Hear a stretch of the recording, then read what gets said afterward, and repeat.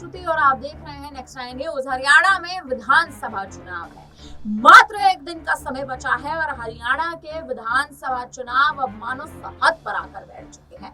विधानसभा चुनाव में जिन 90 विधानसभा सीटों पर यहाँ पर मतदान होने जा रहे हैं, इन 90 विधानसभा सीटों का अगर सियासी समीकरण निकाल लिया जाए तो कहीं ना कहीं भारतीय जनता पार्टी और कांग्रेस के बीच कांटे की टक्कर देखने को मिल सकती है। लेकिन इसी बीजेपी और कांग्रेस की लड़ाई में अब इंडिया गठबंधन और एनडीए भी, या फिर उन्हीं के साथ साथ इंडिया गठबंधन में जिस हिसाब से तमाम विपक्षी दल अलग हैं, यानी कि चंद्रशेखर आजाद और जसपा का गठबंधन, मायावती का और इनेलो का गठबंधन, यानी मायावती की पार्टी का और अभय सिंह चौटाला की पार्टी का गठबंधन, दूसरी ओर चंद्रशेखर आजाद और दुष्यंत सिंह चौटाला का गठबंधन। ये गठबंधन की जो पार्टियां हैं ये कहीं ना कहीं इस बार हरियाणा में भारतीय जनता पार्टी और कांग्रेस का खेल बिगाड़ सकती है।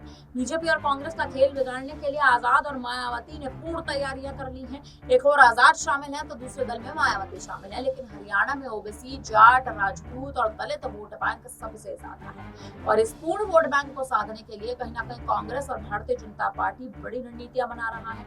हालांकि मौजूदा परिस्थिति पर अगर देख लिया जाए तो हरियाणा में इस बार ऐसे कई प्रत्याशियों को उतारा गया है जिन पर सिंपैथी वोट बैंक के तहत भी उनको वोट ज्यादा मिल सकते हैं। फिर चाहे इस पर आप विनेश फोगाट की भी बात कर लीजिए। विनेश फोगाट जुलाना की सीट से उतरी हैं। कल जुलाना की सीट पर चुनाव प्रचार के दौरान विनेश फोगाट बड़े बयान देती नजर आई, जनता से वोट मांगती नजर आई, वोट की अपील करती नजर आई।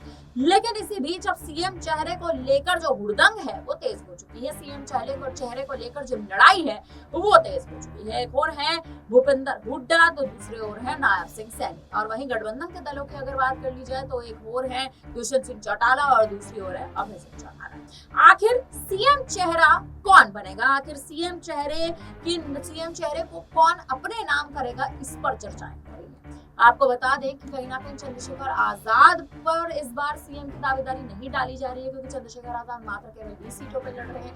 वहीं दूसरी ओर मायावती की बात कर ली जाए तो मायावती भी कम सीटों पर हैं, उनके साथ अभय सिंह चौटाला हैं जो मुख्य तौर पर सीटों पर लड़ रहे हैं। हालांकि कहा यह जा रहा है कि अभय सिंह चौटाला इस बार मुख्यमंत्री नहीं बन पाएंगे, लेकिन भारतीय जनता पार्टी और कांग्रेस के बीच कांटे की टक्कर है।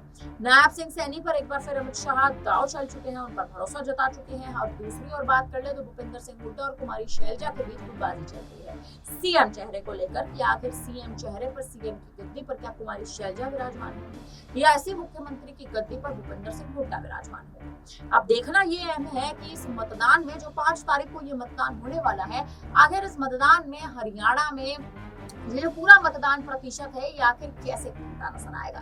क्या हरियाणा में भारतीय जनता पार्टी के पक्ष में ज्यादा वोट पड़ेंगे, कांग्रेस के पक्ष में ज्यादा वोट पड़ेंगे, या फिर गठबंधन की पार्टियों को ज्यादा आगे किया जाएगा? फिलहाल अब इस पर आपको क्या लगता है और इस पर आपकी क्या राय है कि हरियाणा में आखिर सरकार इस बार किसकी बनने जा रही है? आप हमें अपनी राय कमेंट करके जरूर दीजिएगा। बने रहिए हमारे साथ, देखते रहिए।